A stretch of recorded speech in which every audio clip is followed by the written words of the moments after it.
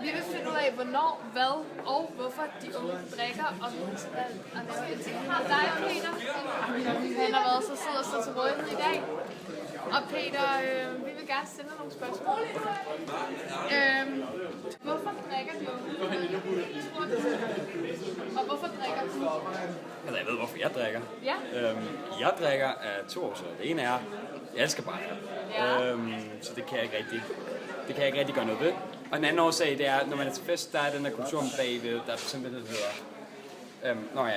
vi er til fest, og der plejer ligesom ikke rigtig at ske noget, før folk vælger at drikke. Så folk tænker automatisk, okay, for at der skal ske noget, så bliver vi nødt til at åbne flasken. Så hvornår er det egentlig, de unge drikker? Altså, jeg tror ikke, der er mange, der gør så for eksempel jeg, og tager glas over maden, og så tager man også det gør du? Ja, det gør jeg. Et glas over maden, eller hvis jeg er i gang med at skrive eller sådan noget. Jeg tror, de fleste drikker når om fredagen, lørdagen, eller når det er torsdagen. Og hvad tror du egentlig primært, der er, de unge drikker? Jeg ved, hvad jeg selv drikker. Masser af vodka. Folk drikker jo meget forskelligt. Jeg tror, det varierer alt fra breezers til tequila til sours. Og hvad tror du egentlig konsekvenserne kunne være ved et for højt alkoholforbrug? Der er mange fysiske konsekvenser. Det er dårligt for kroppen på mange forskellige måder. Det er faktisk dårligere at drikke, end det er fysisk. Så der er alt det. Der er også en positiv effekt på diabetes, men der er mange konsekvenser. Fysisk alene. Ja, så du tror, at fysiske konsekvenser, tror du, der er nogle psykiske konsekvenser? Sikkert.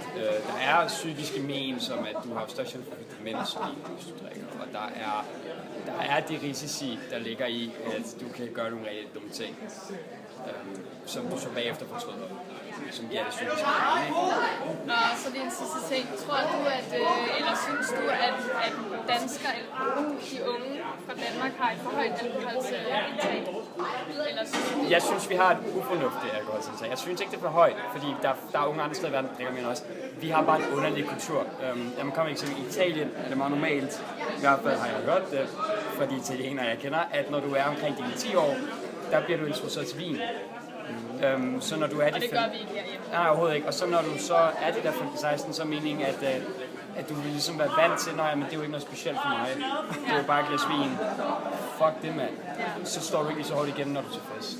Vi har den der afholdskultur, som er super dårlig, fordi at hvis du siger til folk, at de ikke skal gøre det, ender de med at gøre det. I stedet for at prøve, skulle man jo prøve at ligesom sige til folk, gør det, men gør det med omhu.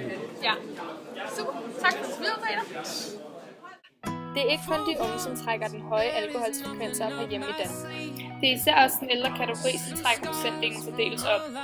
De faglærte mener, at det er et stort problem at overveje nøje regulering i form af salg af alkohol med hensyn til regler og aldersgrænser. Alkohol er i dosering i cirka en uge efter du har indtaget det. Unge fra 16 til 18 år skal have et begrænset alkoholforbrug. Og unge under 15 år på at holde sig helt fra det, da man stadig er under udvikling. Konsekvenserne til dette kan være manglende koncentrationsevne, belastelse af kroppen og øget risiko for the symmetry will keep me close to you.